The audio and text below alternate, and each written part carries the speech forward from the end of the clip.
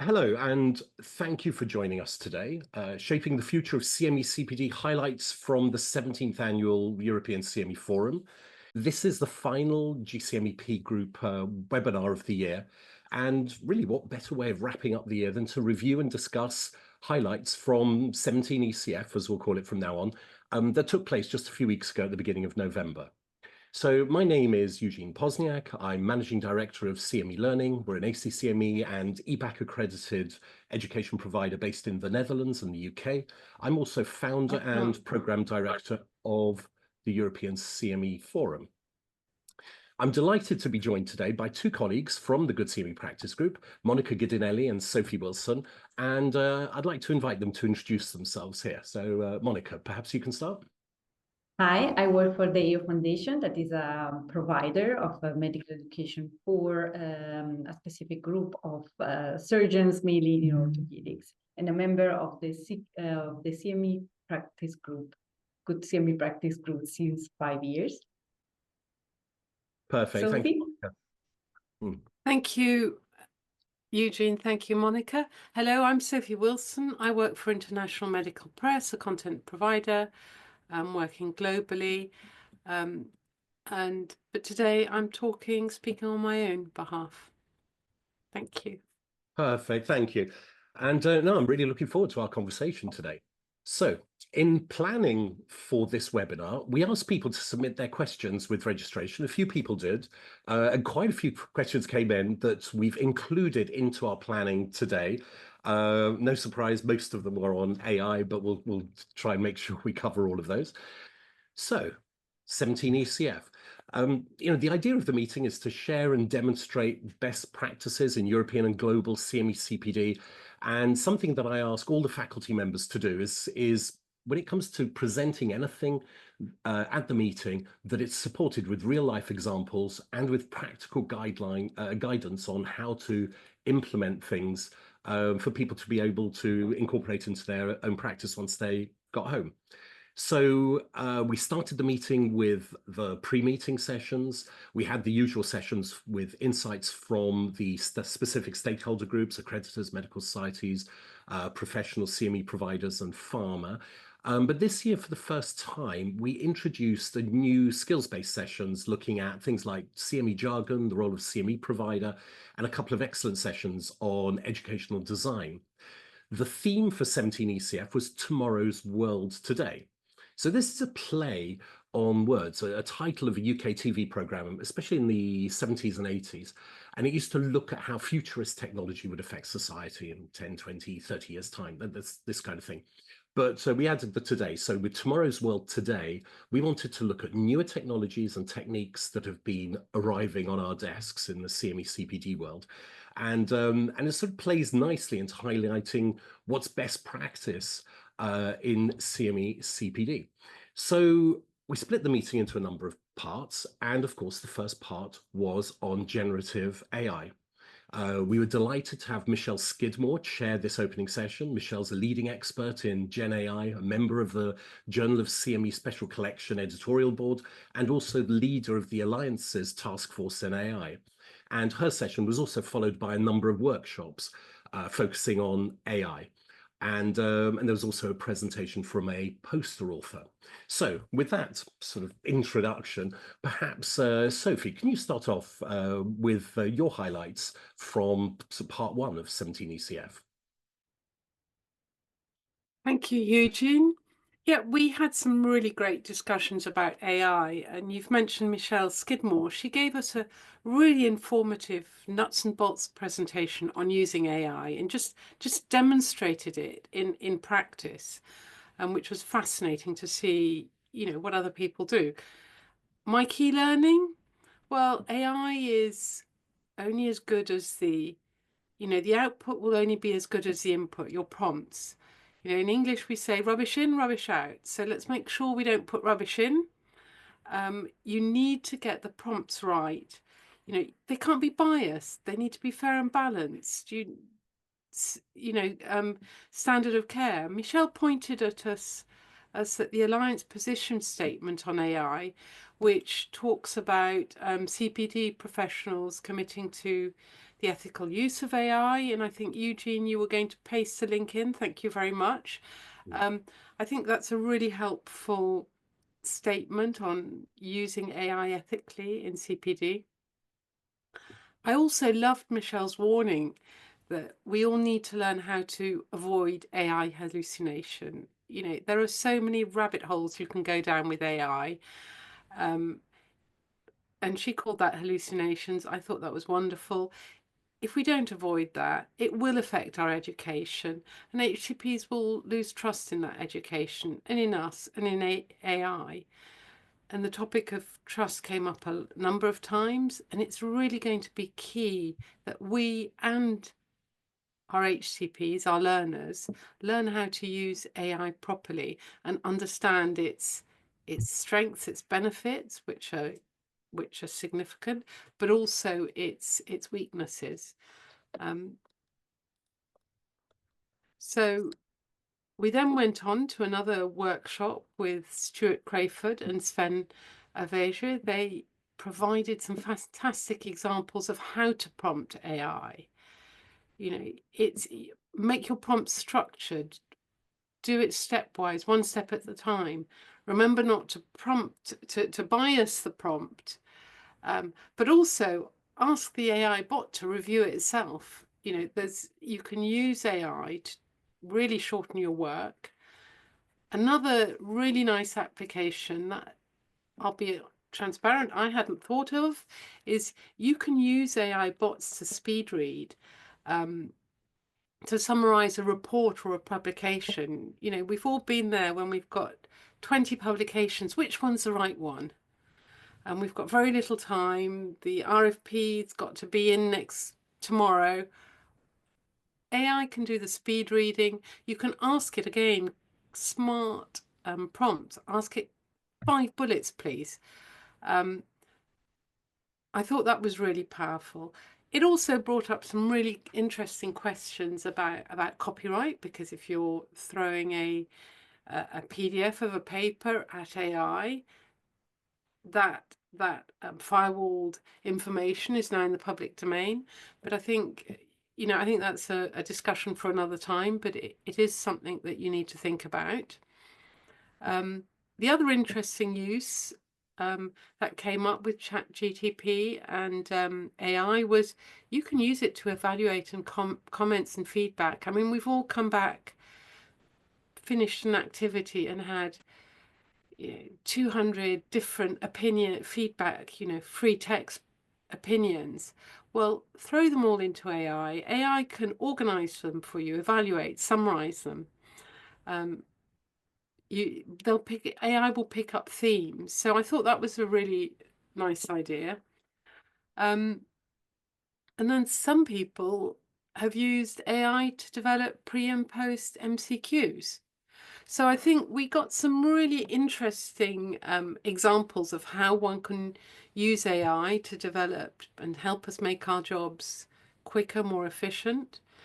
I then went into another workshop with James Bannister and Hugh Williams, and they talked about the compliance issues, how to use AI ethically and appropriately, and they reiterated quite a lot of the points that are in the Alliance statement. So I really urge you to look at that.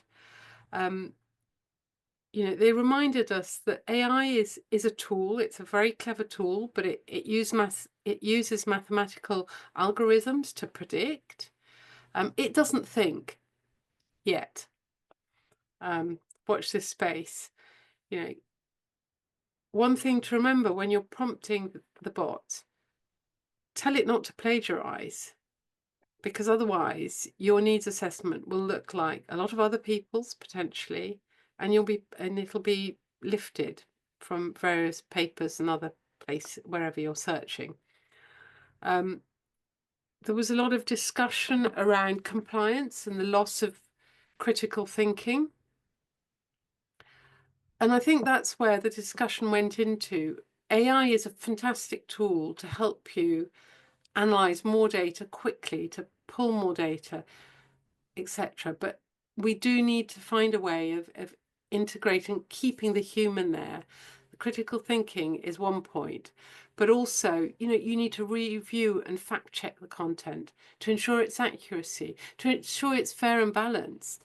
You know, if there's just been a press release and lots of noise on the internet about a particular agent or therapy, there's a risk that the AI bot will be biased, because that's what all the latest information is about. So you need the human to review, to fact check, to make sure that the education we're providing is fair, balanced, reflects the latest standards of care.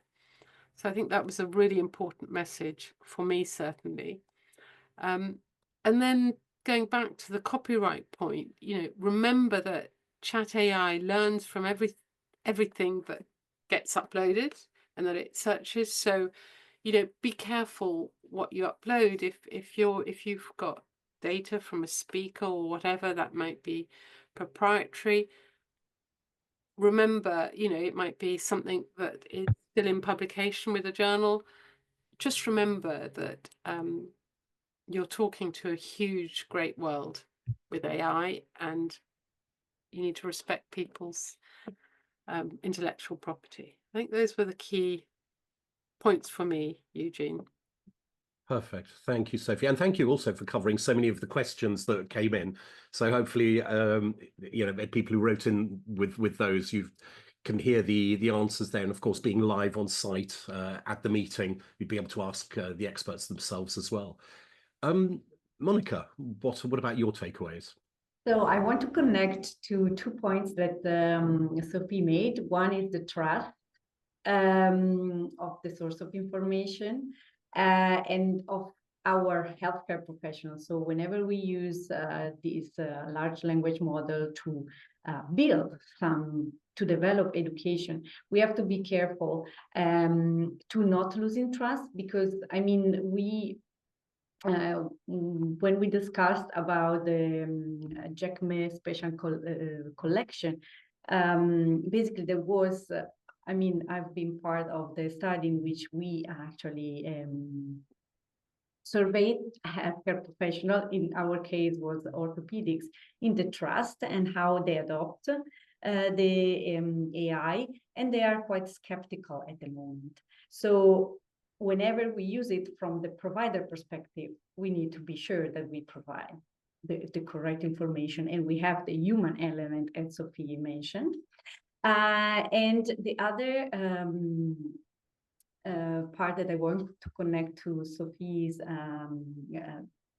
points is that when you discussed about the use of AI to create questions, for example, so there was also a specific workshop touching from Panchen and James Wright, touching on the outcomes and how you can utilize AI to generate MCQs. So they were also providing prompts to generate MCQs, but also to analyze the data correctly, and exactly to analyze the open text to generate meaningful summaries to understand what is really the, also when you, for example, analyze the commitment to change, what they reflect and what they bring home, what would the healthcare professional wants to apply when they go back to their practice. So, and there was also another workshop touching on outcomes and how actually can AI really help you to measure outcomes, and how we are, is AI also helping you to measure how much the learner is engaged, for example, when they are watching a video or so on. So it's not easy. We're still at the beginning, and how we report the outcome is at the moment, not everyone is using the same practice. But one example that was really interesting for me of the use of AI was the one that that Nuria Fernandez Roldan presented, that it was really integrated in the education. So it was an education activity developed for practicing empathetic and respectful for conversation with the diabetic patients on the topic of weight loss. And so the AI was really used to analyze the discussion that the healthcare professional was having with a recorded video of a patient. And it was analyzing the word choice, the tone and the emotional cues, and was offering immediate insights in the in how the patient might have perceived this conversation. So it was really trying to help the healthcare professional in reflecting and in improving their communication and in a supportive and non-critical space. And these were my main highlights from the AI session. Perfect, wonderful. Thank you so much. I mean, and I personally found it really mind-blowing the way that, however one's imagination goes, you know, AI is just, there's something else there. It's really taking over our lives now, and like you say, it's really early days, and it's just watch this space as we learn how to harness this amazing technology. So that was part one. Part two of the meeting was split into 3 sections. The main, well, there were all sort of 3 equal chunks. The first 2 we called Thriving Today and Anticipating Tomorrow. So Thriving Today, the idea is we're sharing examples of good techniques and best practice. Anticipating Tomorrow, maybe sort of new things that leaders in our field are doing, a deeper dive into specialist topics. So yeah, Monica, do you want to kick us off with what you found were your personal highlights in this part? So I was very attracted by one of the workshops that was given by David Price on newer consideration when we develop multiple choice questions for measuring the knowledge gain. And he was touching on, I mean, the concept of asking confidence questions related to the answer that someone is making to the knowledge question.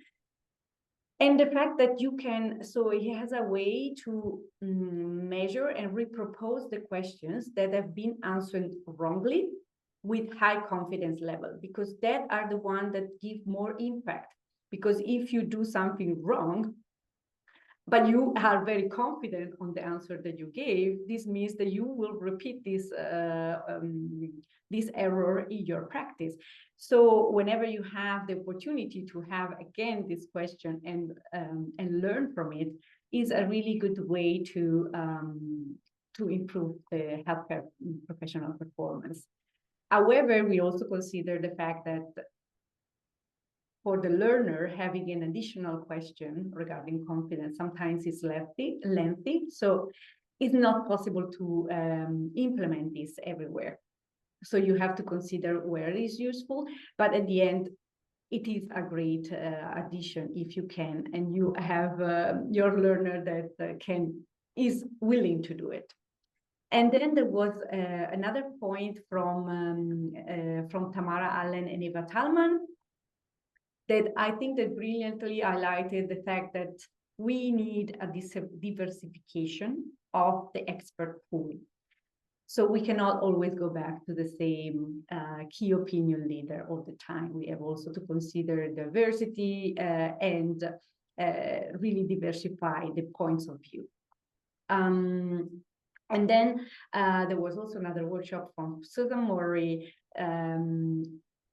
talking about the difference between outcomes versus impact. So the traditional way and what we are really relating to is the Morse level of outcome, but we have also to consider what is the impact to the patient and to the healthcare professional. So it's a little bit a provocative way of thinking that we have also maybe to move forward, not only talking about outcomes, but also about impact. Great, thank you, Monica. Sophie? Thank you. I went to a workshop with Dean, Beale, Gabriella, Celeste, Lisa Sullivan, which was, is global CME possible? Well, my key learning was just think local, do local, local, local, local. Basically, you need to do a great needs assessment. You need to validate it locally. Cultures, medical practice, licensing are different in every part of the world. You need to make sure you've got a local team on board and local educators when you start planning the activity, because there's no point in getting to wherever, China, Thailand, wherever you're going, and find that the format you're using doesn't work. In some countries, doctors do not want to be mingling round tables. They want to be standing on a stage at a podium. These things are important because your faculty have to be comfortable, because otherwise your education won't be good. That brings up a thing. In some countries, doctors don't want to be referred to as educators. They're the top opinion leader. They're a professor. They're not an educator. In other countries, it's not acceptable for a nurse to educate doctors. You need to know all these things beforehand. And if you've got a key gap, you've got to find a way of overcoming those local barriers. So that's really important.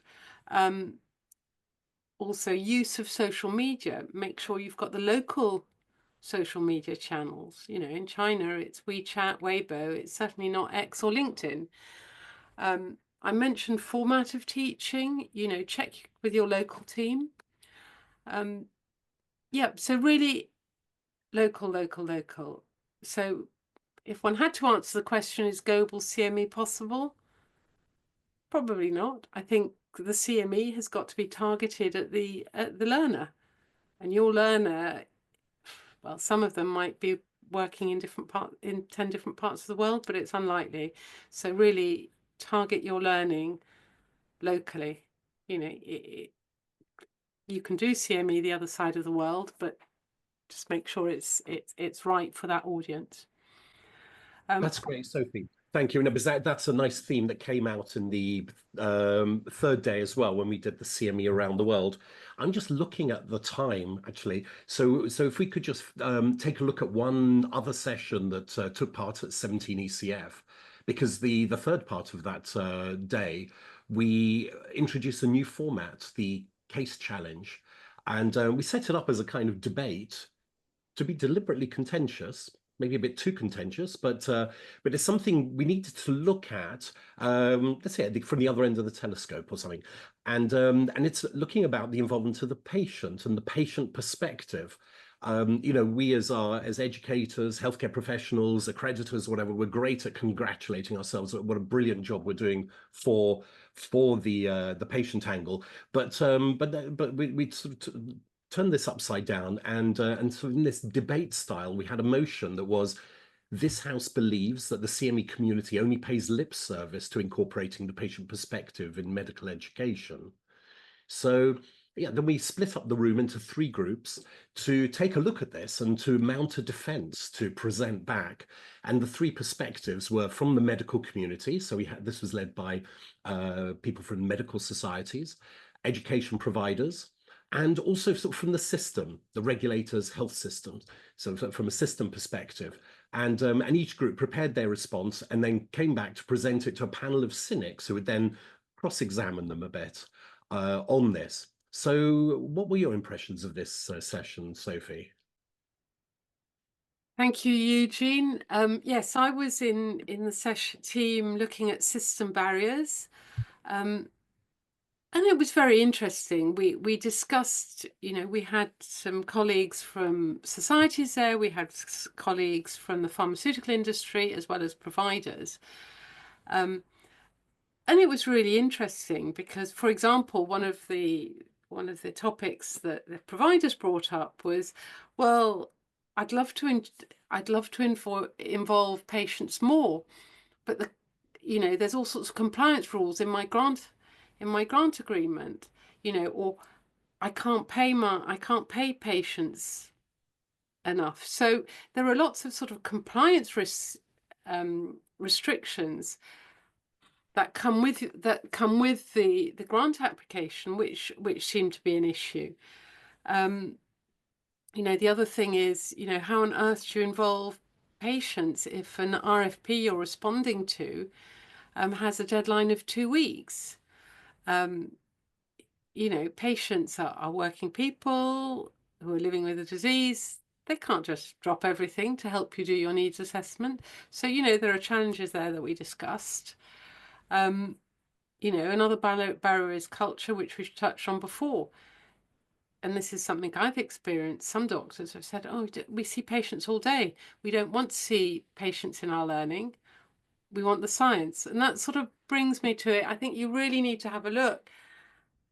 Who is the subject matter expert? In my opinion, patients are subject matter experts. Physicians are subject matter experts. If you're educating about the mode of action of a new therapy, yeah, by all means, get the science in there. Let the doctors learn from the scientists. But if you're talking about barriers and comorbidities and how you manage all that, you need the person living with a disease represented, because they know what those barriers are, those true barriers are. So I think you really need to look at what you're trying to educate about. And, you know, you don't want to involve patients just as a tick box exercise. You know, patients are living with disease. They have a huge input to make. Don't denigrate that. Thanks, Sophie. Thank you. Monica, how about you? Yes, so for me, one of the main learning was that basically there are some medical societies like the European Respiratory Society that Amy Farr talked about that are including the patient in every step of development and delivery of education when it's possible, of course. And so while other medical societies are not so advanced, but that was a good example to see that it is possible to do. And one other learning that I had was actually presented by the presentation of the patient partnered roadmap from the ACCME, and that you posted the link now in the chat, that is really providing a resource from different type of so also for beginners. So you have beginners examples, intermediate examples, and advanced example of how to include the patient in any steps of the development journey and also delivery. So it's really a useful resource for someone that wants to include the patient in their education. Wonderful. Thank you, Monica. And thank you, Sophie. Look, we've reached the half-hour mark. So that's all we have time for today. But let's meet on a Zoom chat. So for the people who are here, if you want to hear more, what we'll do is we'll answer some of the questions that have come in and a couple of the other things we were planning to talk about today. And we'll do it as a little bonus on the podcast episode that we'll launch next week. So if Sophie and Monica, you know, we can meet in a moment, we'll do that. That's brilliant. Welcome back, Monica and Sophie. And thank you for spending a few extra minutes. But yeah, from our planning course, we didn't cover everything that we wanted to. So it would be nice to spend a few extra minutes and to let people know your thoughts on a few of the other things. And what we didn't end up talking about was the final day of the meeting, which we're all in the plenary room and actually just tying up the remaining discussions. So, I mean, like you already mentioned, we did the CME around the world session, and also took a deeper dive into the core competencies of the CME provider. We also then had updates from Robin Stevenson about the Journal of CME. And yeah, if you cast your mind back, we also then, well, we always end the meeting with the unsession. So we had that sort of what the future holds as a CME unsession, where Lawrence Sherman actually just is unscripted, no agenda or anything. And we spent a good 45 minutes just taking final Q&A. The idea is that no one leaves the meeting with any questions still ringing in their heads. And people can ask questions because the faculty are still in the room. So, we end up discussing any of those, tying up the loose ends, really. But what would be your sort of highlights or thoughts of what we discussed on that final day? Monica. I mean, for me, it was really highlighting the discussion about the cultural awareness, so the CME around the world, and especially being aware about the cultural differences. And this connects to what Sophie said just before, that if you want to do global education, actually go local with partners helping you in understanding the local environment.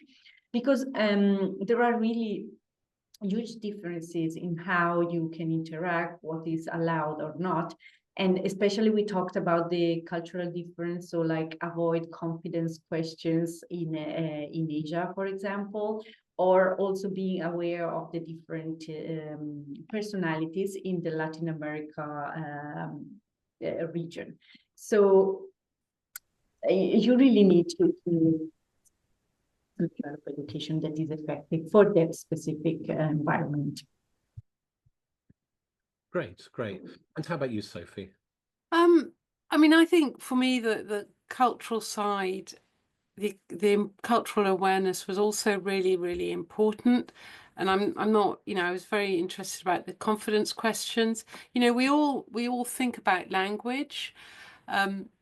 It's always very difficult, but I think even if you don't understand the local language, you need to let your learners work in the local language. You might have a plenary with an international opinion leader, and people, your learners will be really excited that a top international KOL has come to be with them, but make it an environment that they're comfortable in, and don't force them to speak English when they're doing workshops.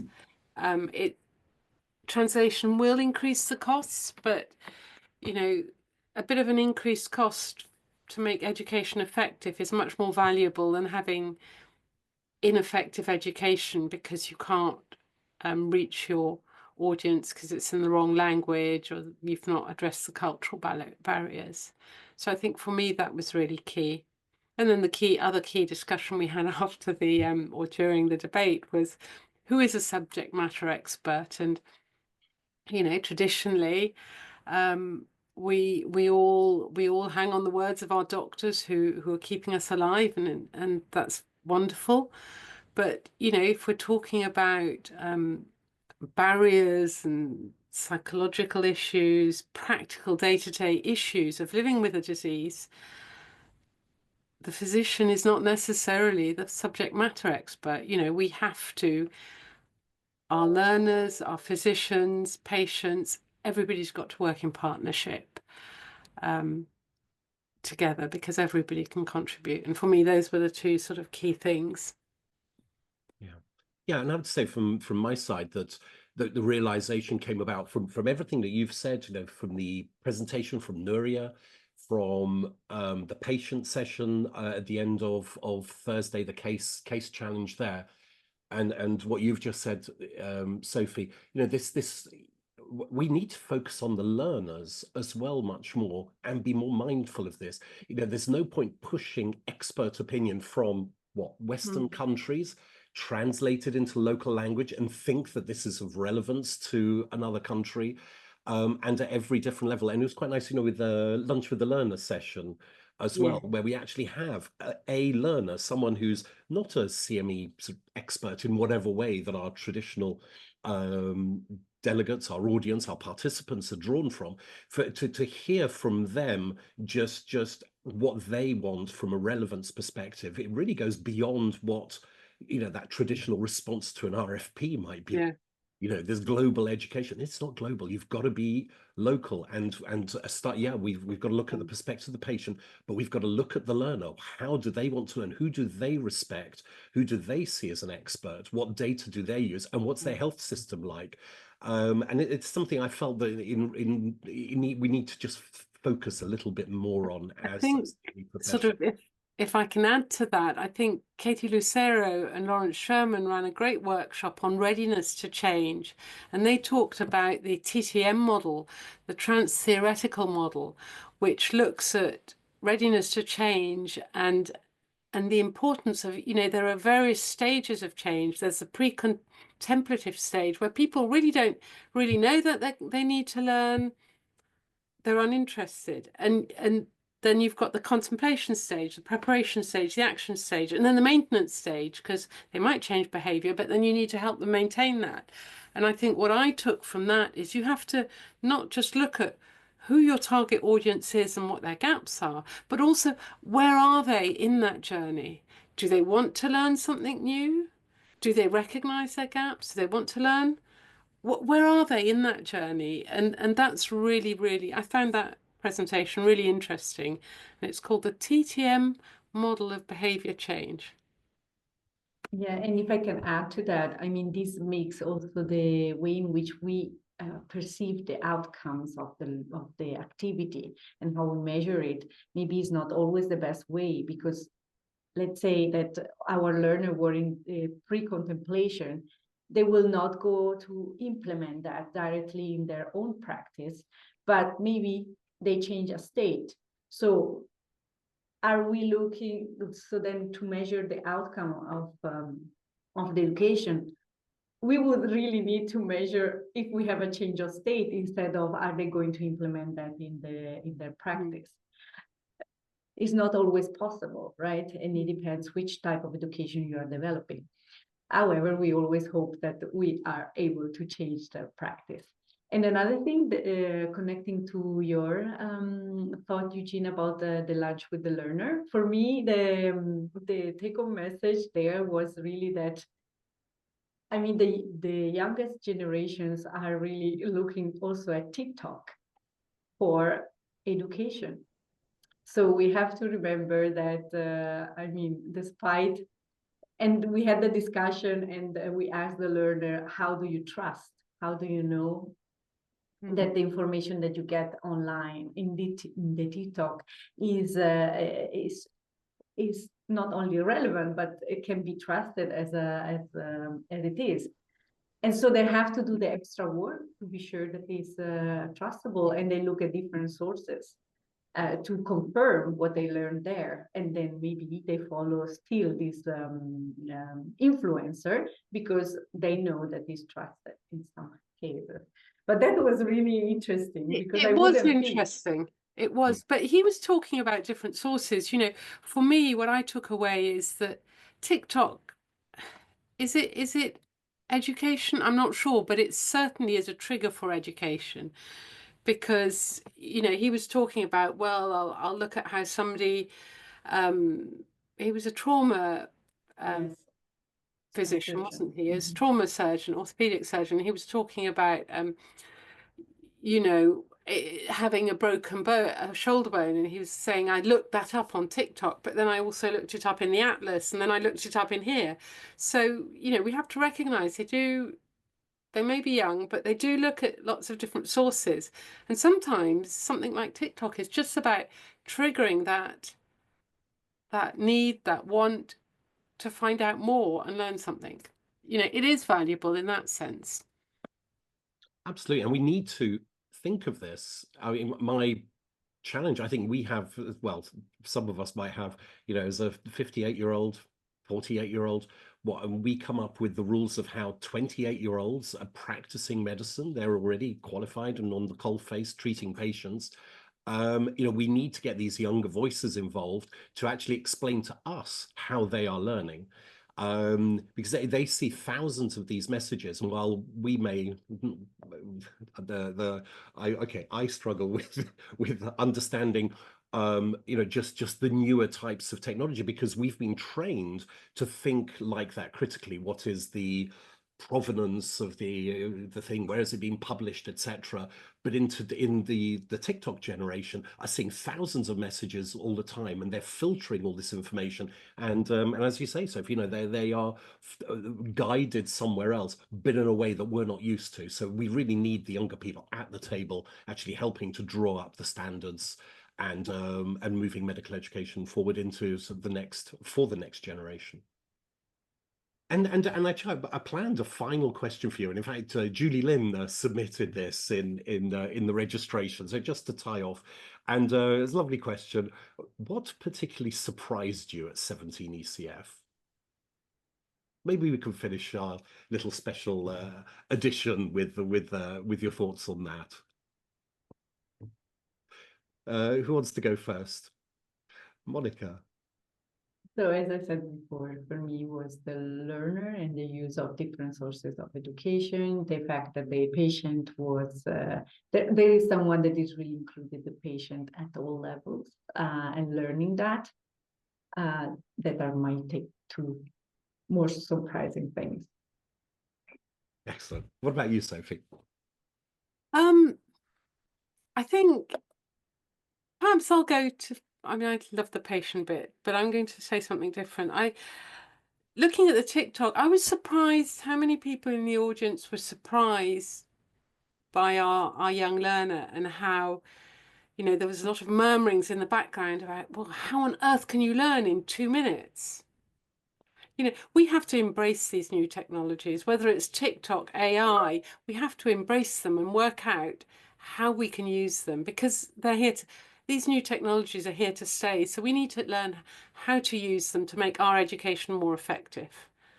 And a trigger point of learning, they're going to do something better afterwards, even if it is only 30 seconds, if it triggers thought and critical thinking.